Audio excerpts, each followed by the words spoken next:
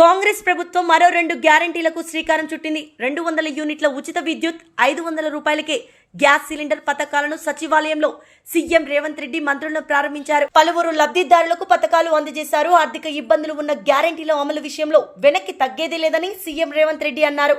ఆర్థిక నియంత్రణ పాటిస్తూ క్రమశిక్షణతో ముందుకు వెళ్తున్నామని చెప్పారు. అసాధ్యాన్ని సుసాధ్యం చేయడమే ఇందిరమ్మ రాజ్యం లక్ష్యమని డిప్యూటీ సీఎం బట్టి విక్రమార్క తెలిపారు. రాష్ట్రంలో అర్హత కలిగిన ప్రతి ఒక్కరికి గ్యారంటీలు అమలు చేస్తామని హామీ ఇచ్చారు. వాణి మహాలక్ష్మి గారు, లక్ష్మి గారు, ఇందిర గారు, గాయత్రి గారు, పుత్రిబేం గారు, బాలమణి గారు, 6 సిద్ధంగా ఉండాలమ్మా. వాణి మహాలక్ష్మి అమ్మ ఆగమనం. ఆ తర్వాత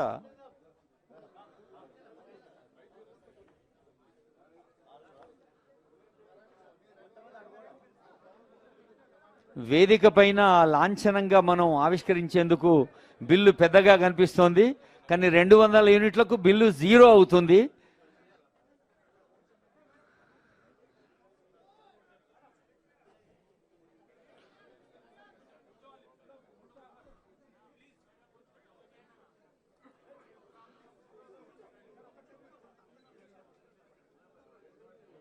ప్రతి ఇంటికి లక్ష్మి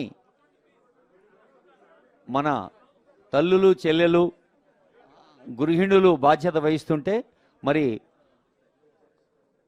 వంటింటికి, ఇంటింటికి ఒక కొత్త ఆసరాగా, అభయహస్తంగా, అందరి నేస్తంగా ప్రభుత్వం అందిస్తున్న పథకాలు గృహజ్యోతి, మహాలక్ష్మి.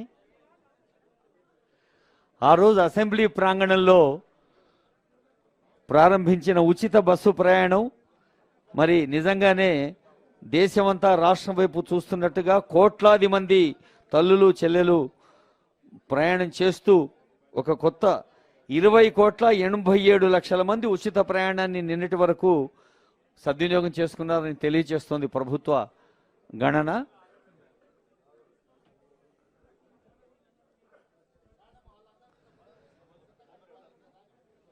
వాణి మహాలక్ష్మమ్మ తర్వాత లక్ష్మమ్మ, ఆ తర్వాత ఇందిరమ్మ, గాయత్రమ్మ, పుత్లీ బేగమమ్మ, బాలమణమ్మ.